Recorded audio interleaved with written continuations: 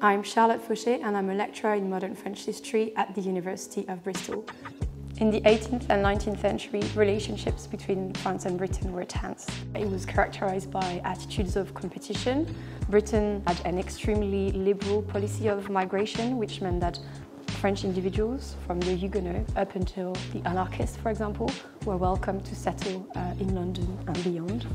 There were attitudes of competition, but also collaboration. The Entente Cordiale is significant in the colonial history of Europe because it helped the largest colonial powers to settle some long-lasting rivalries. The agreements of the Entente Cordiale were not actually called Entente Cordiale. It's the press and the societies in France and Britain, the people, who gave the name. So it really showed how society was able to get involved in diplomatic affairs of their nations in the early 20th century.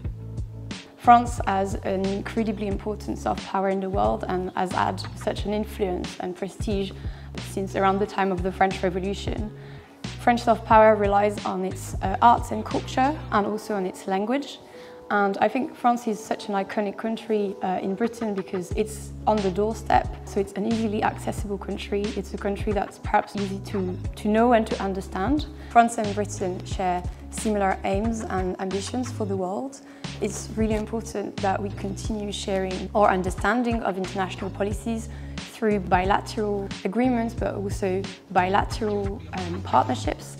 I think the friendship between France and Britain is to be fostered by the governments. It helps Europe to work together and to work better, and it's also really precious for the people of both nations.